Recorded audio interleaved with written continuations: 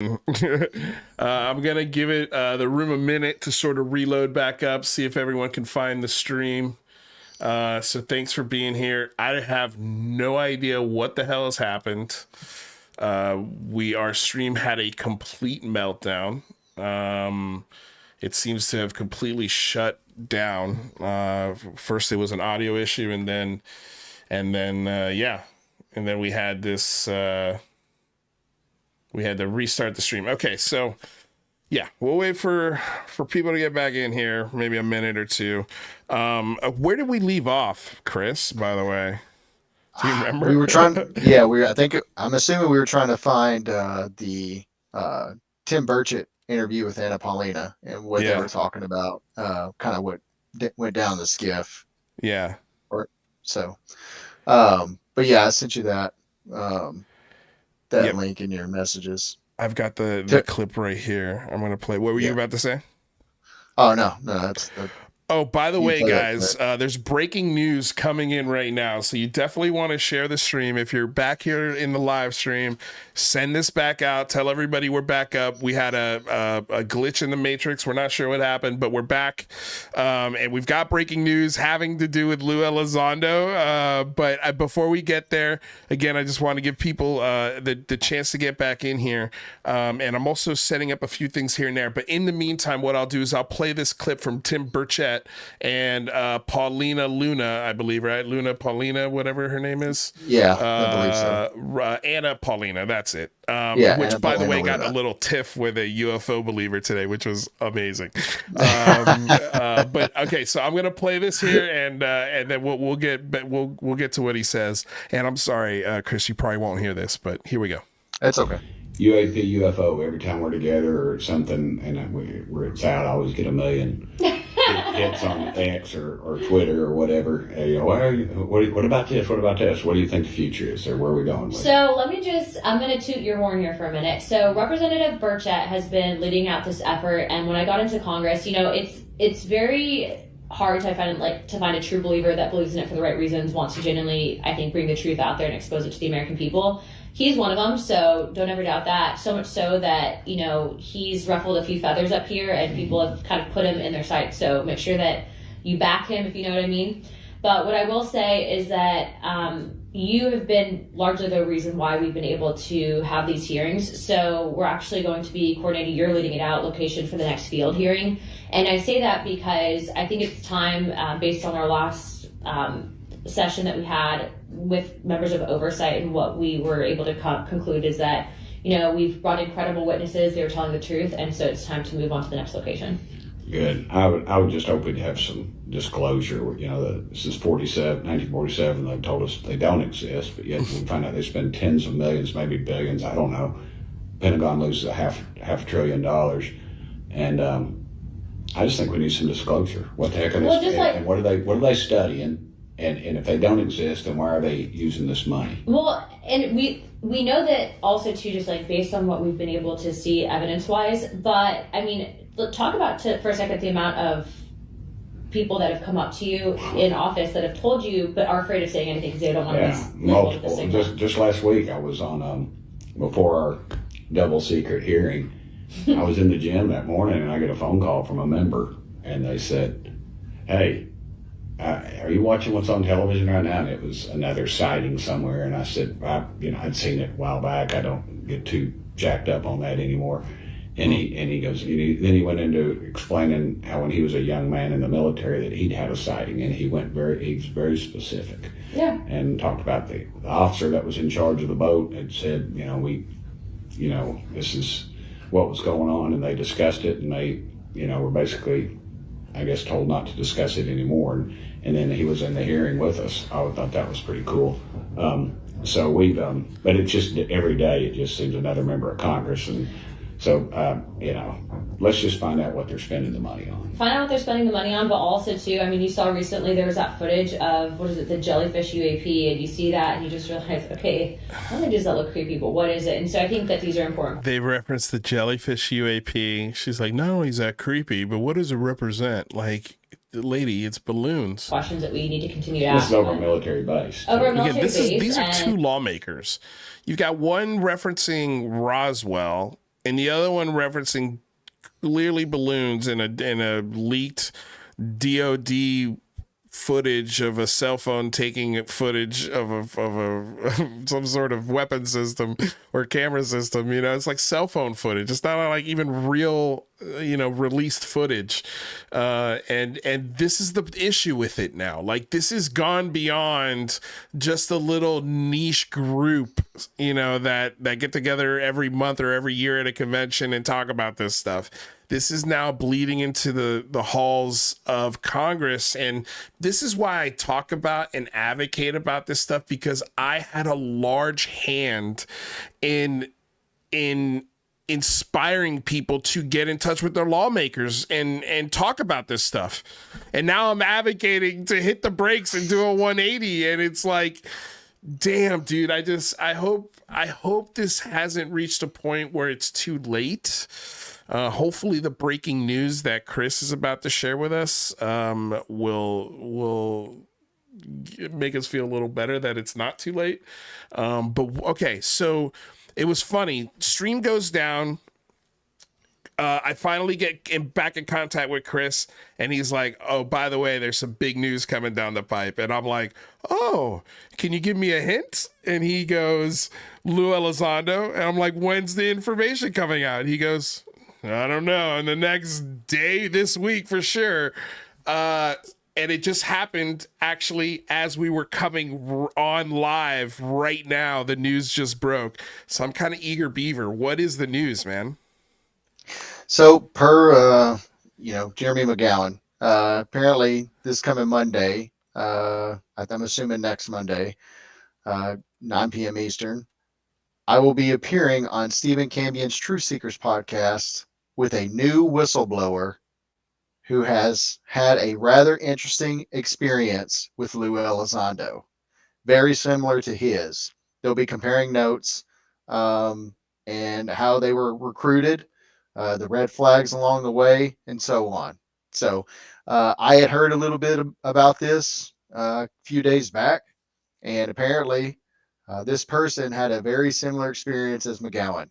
And they have been talking, I guess. And so he's ready to come out and tell his story about Elizondo. Okay. Damn it. Why did I get this scoop, Jeremy McGowan? Why did I not get this scoop, Jeremy McGowan?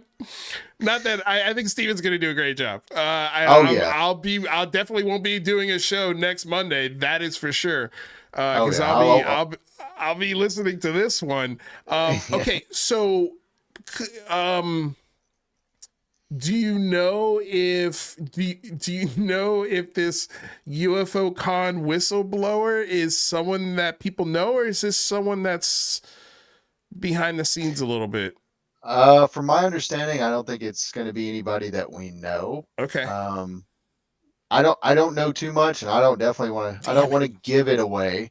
But I am assuming if McGowan is making the announcement and he's going on the show with Cambion, that means that they have touched base with each other, right, and they've compared notes. Yeah. And McGowan vetted him, and it's probably something very serious. It's very credible, is what I would say. Wow. Drop it. I mean, it's getting interesting right here. It's only January, and there's been so much news already. So this is going to be great. I mean, I can't wait. I'm glad I saw this when the stream went down for a second, because it was at the top of my feed as soon as I logged in. Oh man, people are saying that you have an echo. Let me go ahead and give me a check. Can you hear me? Yeah, I can hear you. Let me see. Hopefully maybe that fixed the issue. You guys tell me out there. In the meantime, though, somebody in the chat with a Lou Elizondo picture and the handle with Lou_Elizondo says, I'll go on with Cambion. Oh, man, that would be the day Lou Elizondo goes on with Steve Cambion. Lou is everywhere. Oh my God, it's some funny things. Okay, could you imagine Cambion interviewing him? Just constantly. Oh my God, it would be unreal. It would be entertainment, is what it would be. It would be, it would be pretty. And that's damn the thing. Good. That's the thing too. Is like, Is everything good? Yeah, everything. Yeah, I Okay. think that I had I a weird fixed the noise issue. come in. That's one of the biggest things about these so-called personalities when they go on these podcasts. Is it just me, or do they not ever get asked critical questions?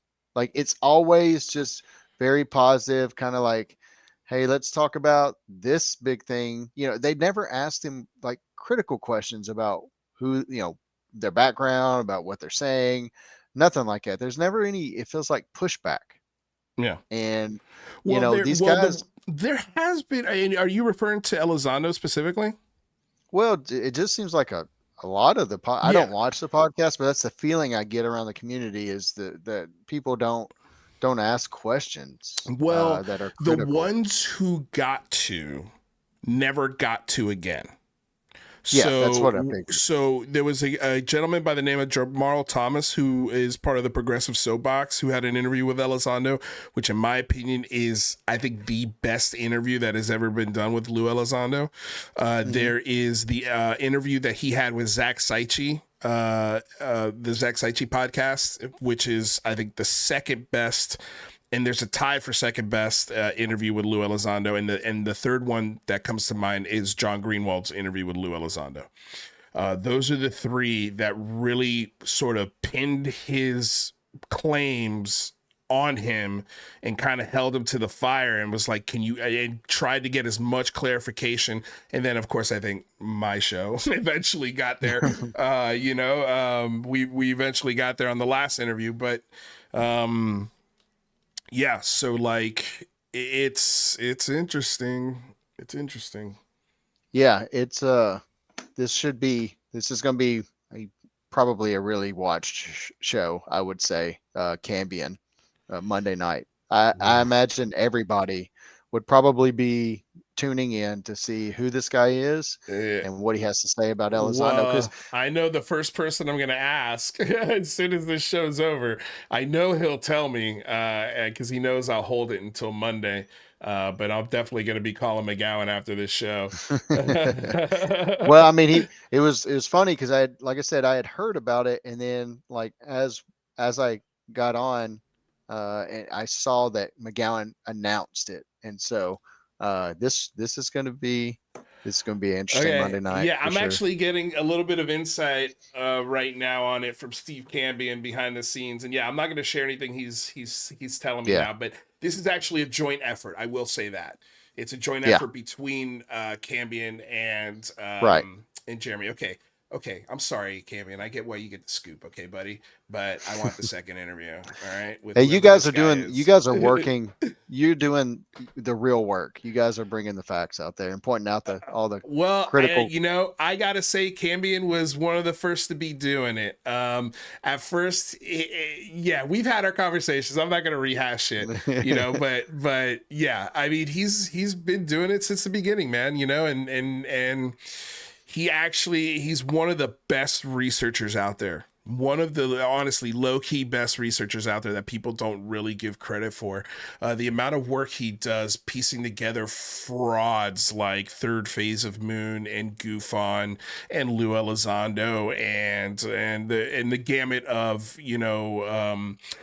crystal healers and people with superpowers, as he loves to say, which is so funny.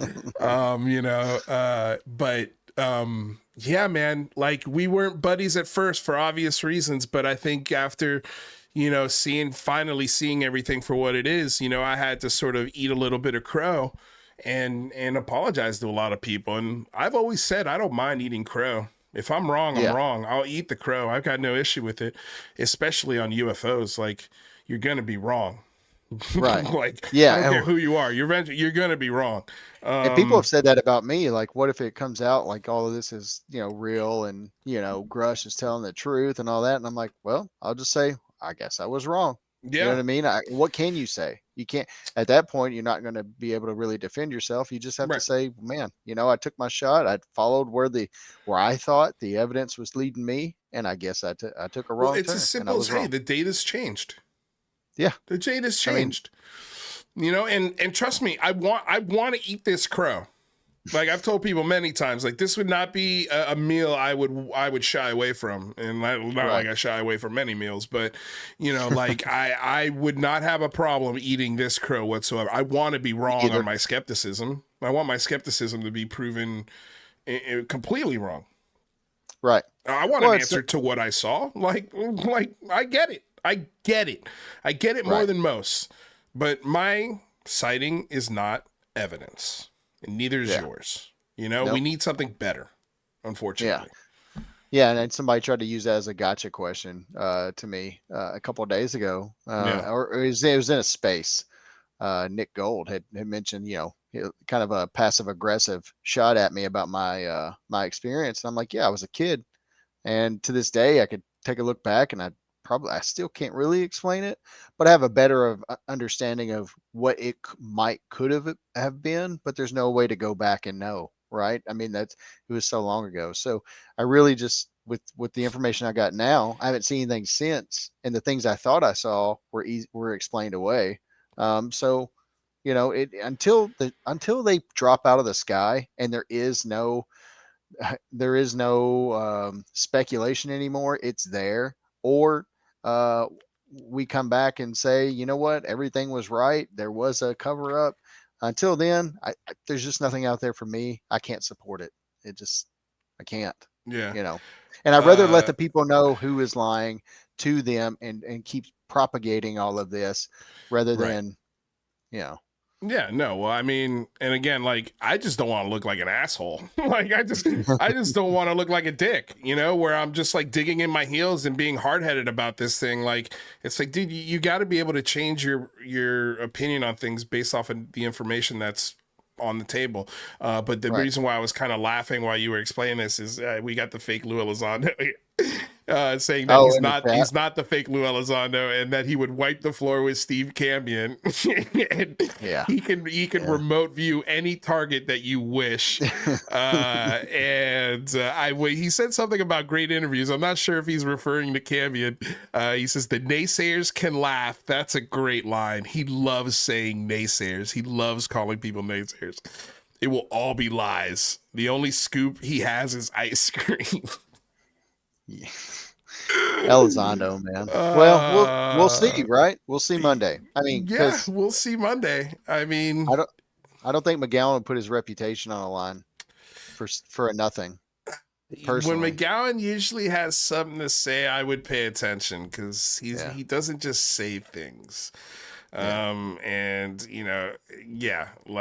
I think we've proven that many times. But okay, well, Chris, I'm going to let you get out of here because I've already had you for an hour and a half, and I'm going to break down a little bit of the Matt Ford and Rob Heatherly,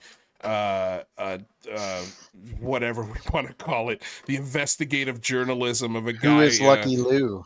Yeah, who is Lucky Lou? I just love that Mick West has come out with evidence to deny that he's this Lucky Lou, and again, just debunks this bullshit in a minute. But it's so funny. Anyway, we'll cover it in a second. But until then, Chris, man, thanks for stopping by and hanging out and sharing your knowledge on this ICIG complaint and sort of your thoughts on this. Did you have any thoughts on the Matt Ford, Rob Heatherly investigative report? The two-part. It's ridiculous. It's a stretch. Consider the source. The source is Rob Heatherly. But I will say, for people that don't keep up with politics, I find it extremely hypocritical when you have somebody like Matt Ford, who also runs the Stand for Better political page that's liberal, left-leaning, and then you're hosting a admitted oath keeper on your show, which is a alt-right, far-right group that actually goes out and battles Antifa at rallies. The fact that you've got him on your show is it shows how completely goofy and stupid and garbage it all is. And I feel bad for Mick West because he gets blamed for everything, literally everything. Well, man. I find it funny that people kind of got, some people got, and I really don't give a shit, but some people kind of got on my ass about making the meme about where this information is coming from. And it's like, look, if these guys are allowed to do a 2-part deep dive 3-part now. Well, is it 3 parts now? Yeah, they had another Good one apparently God, that what was a going to bunch come of out. Yeah. morons. So a 3-part deep dive that does nothing but stoke hatred and vitriol for a guy that's doing the best work to get clarity on the UAP discussion, and you have no idea who you might inspire to, I don't know, maybe hurt Mick West or threaten him for in whatever way some maniac might. It's okay for him to do that, but the second you point out where they're doing it from, which is basically a garbage dump, and I'll show you guys in a minute. The moment you point out that, it's like, oh, why you gotta go that low? Okay. Well, listen, man, sometimes you gotta fight fire with fire, and I'm tired of people being bullies, and might as well laugh at these assholes and point out their ridiculousness by mocking them. Like, I'm sorry, you're not, just because you're a veteran doesn't excludes you from being mocked. Well, especially you're talking if about you're making big claims about people. You're also talking about a veteran that every time I've asked him about did he serve during wartime, as a veteran myself, he never answers. And the fact that he was unsuccessfully, continuously trying to dox my information as a veteran, right? I don't give a shit what. I'm sorry. I don't care what you have to say. If you want to put that meme out there about him, it's well deserved. Yeah. If he wasn't just absolute piece of trash in my mind for what he tried to do, and it's also putting like not only my information but like my wife maybe or somebody tied to me, like, but what they really did is they doxed somebody else with my same name and apparently doxed his wife too, who I guess was in real estate. I have read an email on this show from Gary the producer of Disclosure Tonight, which Rob Heatherly was heavily involved with. Since then, they've had a parting of ways. I wonder why. But Rob Heatherly and Lou, I was told by this producer that Rob Heatherly, Lou Elizondo, and Thomas Fessler would talk behind the scenes about how they wanted to take down certain podcasts, mine being one of them. And all of this stuff that I was saying was actually true about these guys. And then we show that email, and all of a sudden Gary disappears. He has not surfaced since that email I've exposed and shown that email. The thing that sucks, man, is it was an email I hadn't checked in 6 months, and I got it 6 months, and I was like, oh man, I wish I had this 6 months ago. But anyway, I mean, the idea of Rob Heatherly trying to dox people, trying to get information to discredit Lou Elizondo naysayers, as he says in our chat here, is beyond disgusting. And then you put on that the icing that he's an oath keeper. Like, he's a guy that has an American flag hanging behind him as a curtain. Like, why is that? I point that out and it's disrespectful, but he's using an American flag as a fucking curtain. How is that not disrespectful? It gives off how is that not? Well, I'm sorry, go ahead. It gives off trailer park vibes. Well, and I can say that, and I can say that because I came from that. Park. Like, who cares? I can say that though, but I came from that. I've also lived in a trailer park very early in my life. Yeah, like, so I can make fun of that if I want to. I don't care. It's funny, and you're right. It does give trailer park vibes off. You know, like it's like this guy who's clearly not married, does not have a very fun or active or social life, and he's living in a den of shit, talking shit about people and exposing and causing hatred and bullshit for Mick West. David Grusch. And David, it's so stupid. It's so stupid. It is, man. And you can dive into that. That's fine. I honestly, I don't care anything about it because it's ridiculous. And people that they're not really taking this serious. And that's probably why they keep on trying to drag it out like they are. And if that's what Rob's doing, is spending all day on Wikipedia, hounding people that are maybe fact checking some things about Lou Elizondo and others. I don't really care. It's dumb. Who cares? The people they'll find out their information about them one way or the other. So Yeah. I think it's just ridiculous. It's Well, a distraction. again, like this guy, he might have had a hand in doxing our co-host. Rather, he definitely had a hand in, you know, coordinating it and encouraging, you know, really disgusting and again, vitriolic things sent to me, sent to you, trying to, again, reveal people's information. And here he is from his bunker in, you know, the Trailer Park Boys. And he's got, you know, a camouflage net over his mirror, a bunch of stack of books, medieval axes in the background, pinned up posters like he's in high school of his favorite fighter planes. Again, we talked about the American flag as a curtain. We've got a wall that has the outline of a frame that clearly has fallen. And he's got a lamp with an Iron Man mask on top of it, like from Halloween. Okay, this is the great source from the Good Trouble show and Matt Ford. This guy is the best you can do. This is the guy that you use to leak my personal text messages, Lou Elizondo. This guy? Yeah. And we know Matt Ford participates in it as well. He's done it to me. Yeah. He came out and he tried to talk about a previous profession I had. I'm like, well, I know you guys passed the link. Now I know you guys pass around information because that was from a screenshot from my LinkedIn before it was gone. These guys, they all do the same thing. They all try to act like they're, you know, and this is Matt Ford who put his face on Disclosure Heroes. He put his own face on it. God bless, entitled himself a hero. God, but anyways, dude. These are those people. So if you think that if you find what they say is credible, I mean, then that there's a bigger issue there. But whatever, it is what it is. I don't really care to trash people because it just is, you know, everybody's gonna have differences. But you know, when they come after me, they have done it, and I'm still here. I don't really care.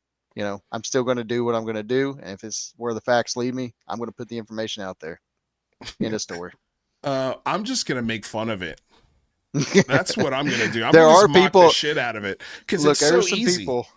There are some people that really like that. I can tell you that right now. I messaged you that. Yeah. Well, I've been getting messages all day from all sorts of people that I have to toe the line with this shit, and they're like, "Dude, that was the funniest thing I've ever seen." I like spit out my Cheerios kind of shit, you know. And they're like, the reason why this hit such a great tone is because there's truth in comedy. There is truth in comedy, and people know that this is true and it's funny. You know, like, does this guy look like a guy that has the technical capabilities of determining who's editing UFO celebrity profiles on Wikipedia? Does this look like the hacker that ufology has been dying for? You know, like, who is this guy? This old, single, lonely liar of chaos. Like, give me a break. He couldn't even dox me successfully. He couldn't do it. He at one point at that night where I posted that he was part of the Oath Keepers, and then he admitted to it in comments. He then somehow switched that I live in Illinois or something around up in that area, and he kept posting people's Facebook posts that were not mine. I don't have a Facebook.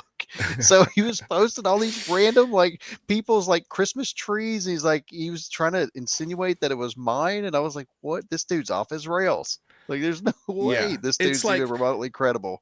People were some, like, again, like some people who like me were like, dude, this is not cool. It's a low blow. I'm like, fuck you. Like, fuck this guy. Like, the shit that he's done to me or tried to do to me, tried to do to you, did to Jeremy McGowan and Rather and Jane and all sorts of fucking people. You know, like fuck this guy. An oath keeper? A veteran that is keeping another oath for a different organization that is good for nothing but causing chaos within the infrastructure. They're actually viewed as extremists. You know, I mean, if I'll just say this, like, there would be no way that he could ever be in a military again, because he's already been tagged. He's already tagged himself as being affiliated with an extremist group. So, I mean, that was, he screwed himself there anyways. Let's see what Wikipedia has to say about Oath Keepers. Wikipedia. Not to be confused with Promise Keepers. Oath Keepers is an American far-right anti-government militia whose leaders have been convicted of violently opposing the government of the United States, including the transfer of presidential power as prescribed by the United States Constitution. It was incorporated in 2009 by founder Emmett Stewart Rhodes, a lawyer and former paratrooper in 2023. Rhodes was sentenced to 18 years for seditious conspiracy for his role in the January 6th Capitol attack. And another Oath Keeper leader, Kelly Meggs, was sentenced to 12 years for a crime. 3 other members have pleaded guilty to this crime, and 4 members have been convicted of it. The only reason why Rob Heatherly's name might not be on here is because he clearly couldn't afford the tickets to DC on January 6th. Truth and comedy, dickheads. I hope you like a taste of your own medicine, because if you, Matt Ford, are calling of dereliction of duty, or what is the other term he used when he was describing the general of the Air Force base that was telling Luna Burchett to go kick rocks, basically the penalty of is death because you're essentially betraying your country. This guy is a publicly admitted Oath Keeper, a terrorist organization that wants to fight the United States government. Yep. So how's that not dereliction of duty? How's that not a backstabber? So odd. It's just so odd, man. So odd. It's the weirdest fucking thing in ufology. It really, really is, man. That this guy, like,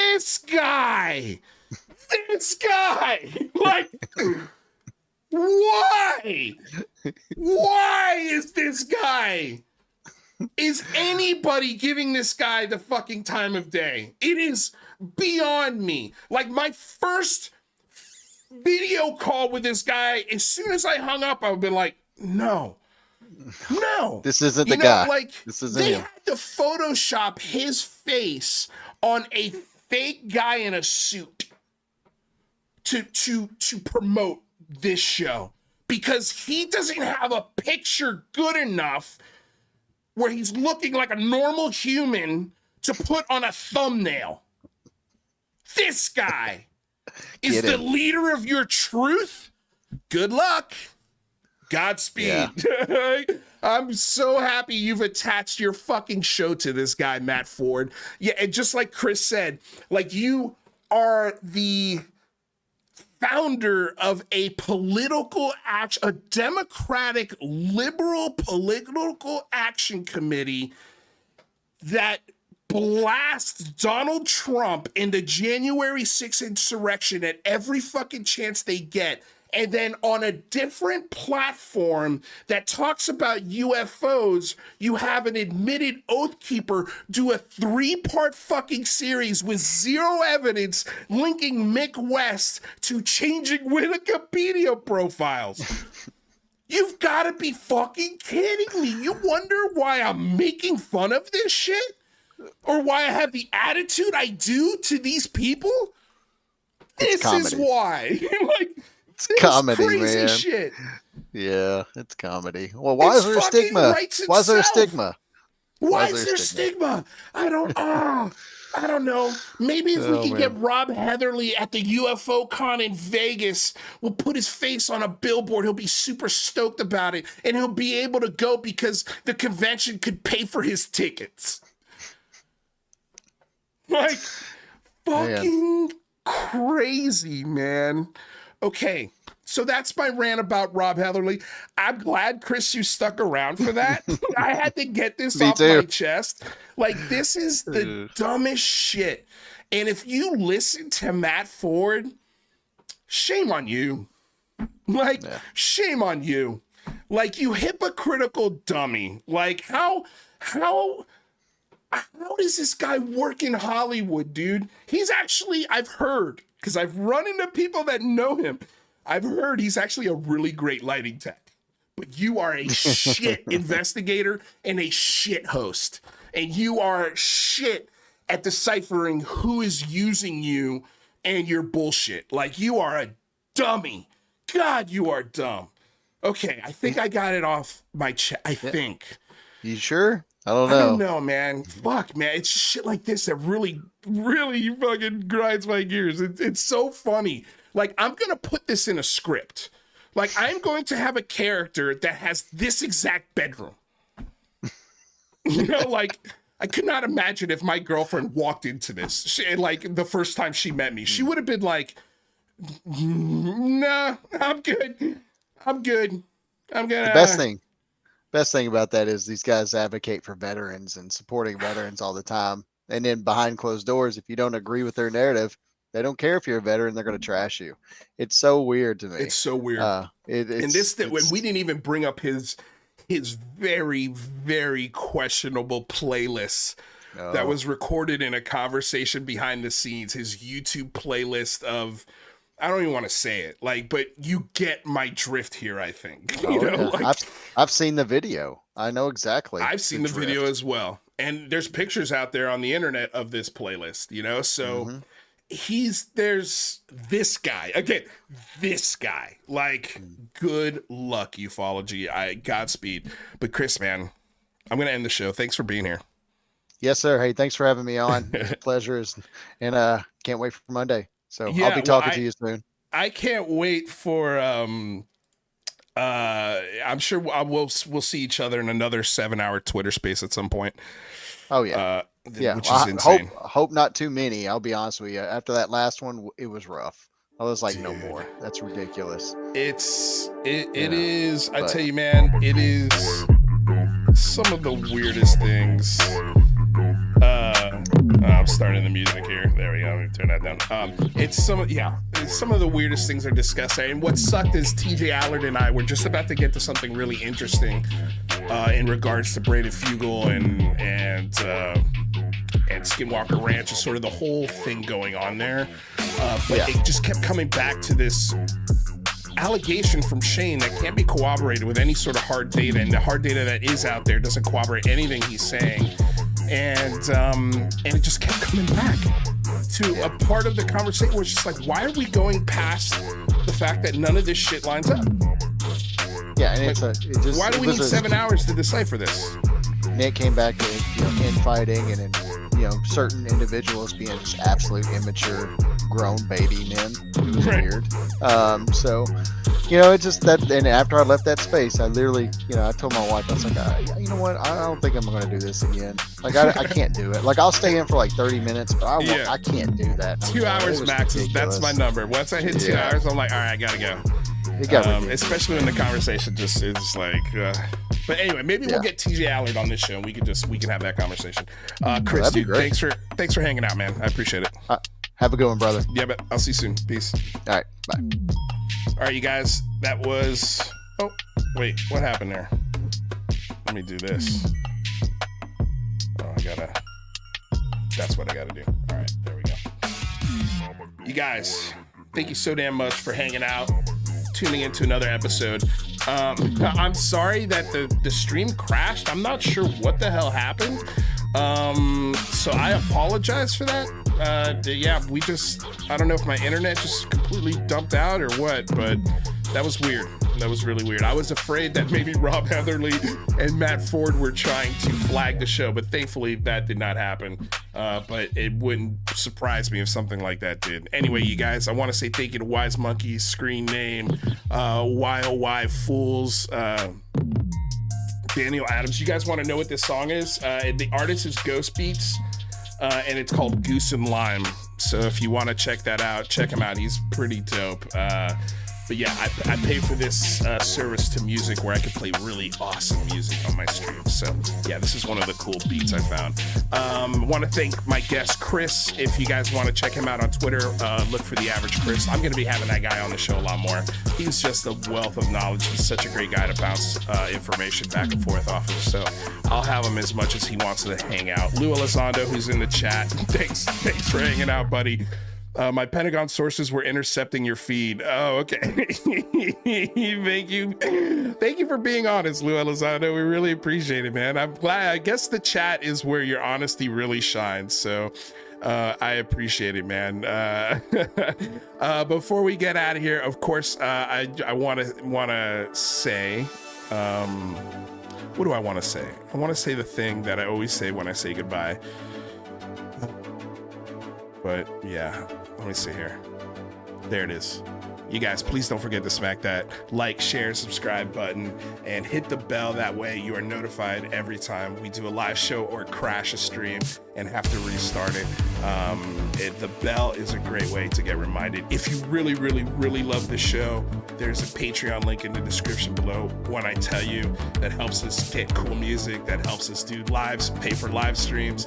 I know I've been dropping the ball on the podcast. I eventually, when I've got time, more time really, is how much time I want to devote to this thing, versus how much time I want to devote to the rest of my life and other things, great things happening outside of Lou Reviews. Patreon is a great way to, hey, make sure that this show stays alive. What else? Once again, thank you for embarking on this journey of discovery together. Stay curious, stay skeptical, and thank you for subscribing to Lou Reviews. Until next time, thank you for helping raise the bar. We'll see you guys soon. Have a killer night. Love you all. Peace.